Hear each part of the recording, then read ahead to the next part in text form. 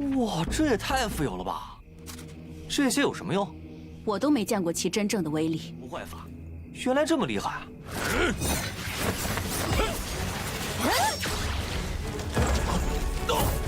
哪里跑？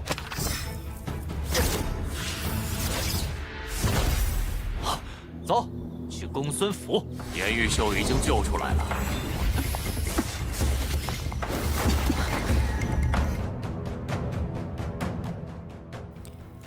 Kembali lagi, seperti biasa Mimin selalu mendoakan kalian semoga selalu dalam keadaan sehat dan dalam kondisi terbaik. Di video kali ini Mimin akan menceritakan sebuah donghua series dari Xiantian. Dan bagi kalian yang mungkin baru gabung ya, Mimin saranin untuk nonton bagian sebelumnya dulu. Linknya ada di deskripsi. Tak berlama-lama, langsung aja kita masuk ke isi ceritanya.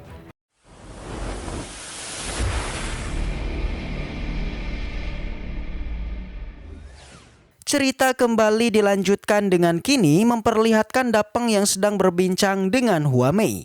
Yang dimana setelah pertarungan kemarin yang hampir mencelakai Dapeng membuat Hua Mei menjadi marah besar. Akan tetapi Lord kita masih tidak mengetahuinya. Alhasil ia pun menanyakan pada Yudi dan Pang Pei apa yang sebenarnya terjadi barusan. Yudi mengatakan jika Hua Mei tengah marah besar akibat Lord Dapeng yang hampir terluka saat pertarungan kemarin. Di sana Dapeng pun mengerti dan lalu membuka kantung penyimpanannya yang di dalamnya terdapat banyaknya jimat. Jimat tersebut tidak hanya satu tipe, melainkan ada berbagai jimat hingga yang terkuatnya adalah jimat pedang yang setara dengan jimat permilion. Dan selain itu Pang Pei melihat kalau di sana terdapat jimat pertahanan hingga penyerangan. Dan ada satu jimat langka yang dia sendiri belum pernah menggunakannya. Meski begitu, Lord Dapeng tidaklah membutuhkannya, jadi ia pun memberikan semua jimatnya kepada Pang Pei. Akan tetapi Pang Pei menolaknya karena katanya dia adalah seorang asasin, jadi sebuah jimat tidaklah berguna. 我从没见过小姐如此动怒。哇，这也太富有了吧！这些有什么用？我都没见过其真正的威力。不会吧？原来这么厉害啊！ Singkat cerita, keesokan harinya pun tiba. Lord Dapeng dan semuanya kemudian berangkat ke tempat yang sama sekali Lord kita tidak mengetahuinya. Ternyata tujuan mereka adalah kuil Hongpu yang dianggap tempat itu merupakan persembunyian wanita yang kemarin menusuk Dapeng. Akan tetapi kuil Hongpu memiliki dukungan dari kerajaan, jadi sampai saat ini tidak ada yang berani untuk mengganggunya.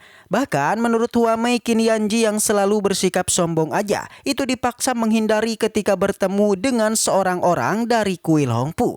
后台强硬，皇族不敢惹。不和，我们去那里干嘛？ Scene berpindah di luar kuil Hongpu. Di sana terlihat memang terdapat sosok wanita kemarin yang jelas berada di sana. Begitupun dengan Lord Dapeng dan rombongannya juga sudah sampai di depan kuil Hongpu. Dengan lantang Lord kita pun meneriaki Yu Xiu untuk segera keluar karena dirinya ingin membalas dendam. Akan tetapi sikap Lord Dapeng langsunglah dihentikan oleh pengawal Hua Mei. Ia bilang jika di sini terdapat ahli di tingkat 6. Dan ternyata itu adalah ketua kuil bernama Wutong. Kedatangannya jelas inginlah menghentikan Dapeng dengan alasan kalau Lord Dapeng memiliki aura jahat yang tidak pantas masuk ke dalam kuilnya.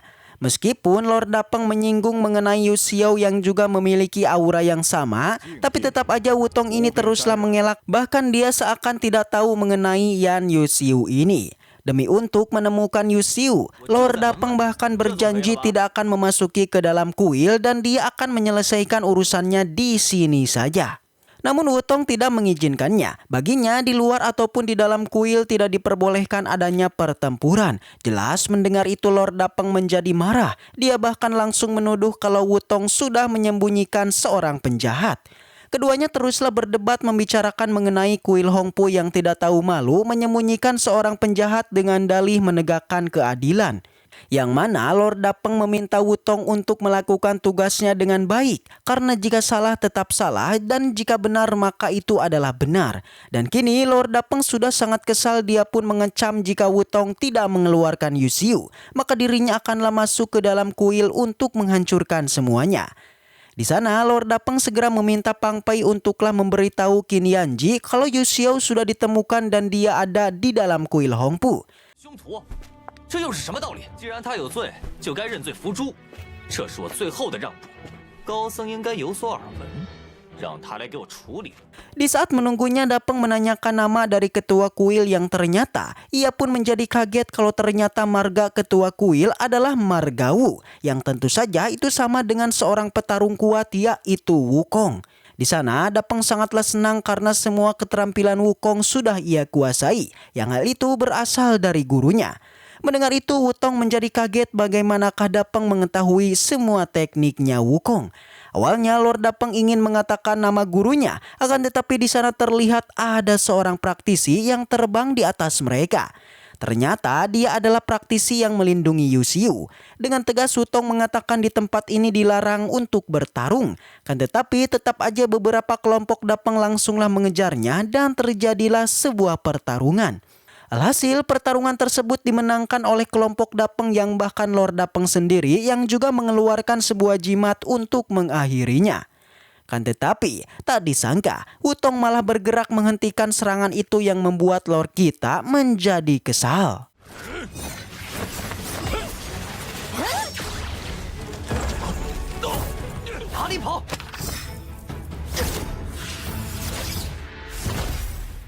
Langsung aja Yusiu dan pengawalnya segera kabur dan dari belakang kedua anak buah Huamei juga inginlah mengejarnya, akan tetapi mereka berdua dihentikan oleh murid kuil Hongpu. Lagi-lagi Wutong beralasan jika dirinya tidak mau kuil yang berusia ribuan tahun ini itu akan ternodai oleh pertarungan. Namun meski begitu Lord Dapeng meminta penjelasan mengenai pria berbaju hitam yang tadi menggunakan teknik dari kuil Hongpu. Wutong bilang jika teknik ini hanya satu orang yang menguasainya di kuil Hongpu, yaitu tidak ada orang lain. Dan lalu jika demikian maka Lord Dapeng meminta untuk mengeluarkan sosok yang menguasai teknik tersebut untuk menjelaskannya. Lagi-lagi si Wutong terus mengelak dengan bilang jika teknik barusan bukanlah teknik yang sempurna, melainkan sebagian teknik kulitnya aja dari teknik kuil Hongpu. Jadi dengan demikian kalau yang berbaju hitam tadi bukanlah leluhur biksu, karena jika memang itu adalah leluhurnya maka kedua wanita di belakang Dapeng pastilah binasa. Mendengar semua ocehannya membuat Dapeng menjadi muak dan memilih untuk segera pergi mengejar Yan Xiu. Sebelum pergi Wutong menanyakan nama dari guru Lord Dapeng, yang ternyata guru dari Lord Dapeng merupakan berasal dari kuil Hongpu yang sangat legendaris. Beberapa waktu telah berlalu di perjalanan Huamei menertawakan Dapeng yang terlihat kesal dengan Wutong. Menurut Huamei meskipun Dapeng kesal, nyatanya rencana mereka sebenarnya telah berhasil.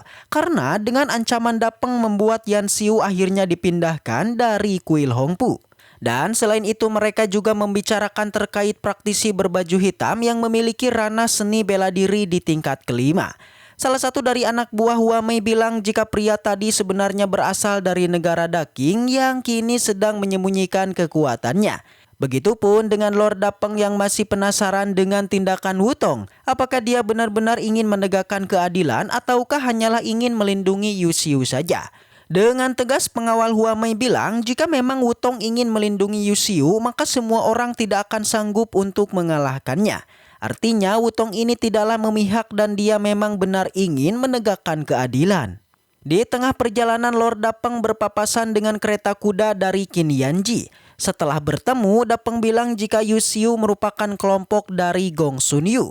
Setelah mendengar ini Qin Yanji menjadi kaget dan mereka pun akhirnya bubar. Tentu saja perkataan Dapeng tidak sepenuhnya benar. Hal itu diketahui Huamei jika barusan Lord kita tengah mengadu domba.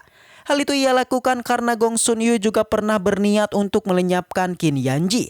Jadi dengan demikian Lord kita pun mengatakan itu untuk mereka agar saling menggigit.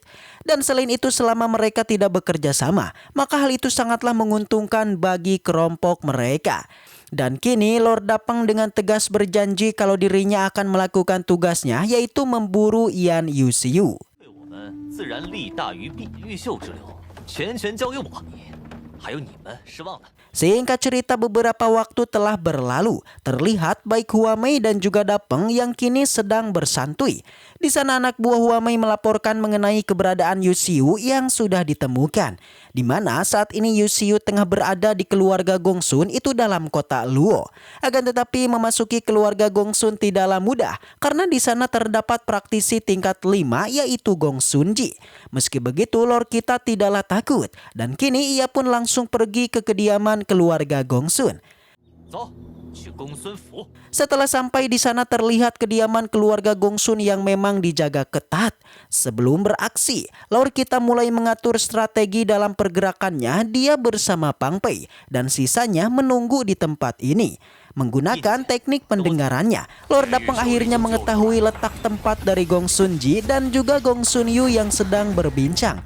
Seketika Lord Dapeng dan Pang Pei pun bergerak menuju ke tempat itu. Dan setelah itu cerita pun bersambung. Baiklah, mungkin segitu aja untuk pembahasan kali ini. Semoga kita selalu diberikan kesehatan untuk mengawal Donghua ini. Dan sampai jumpa di video selanjutnya.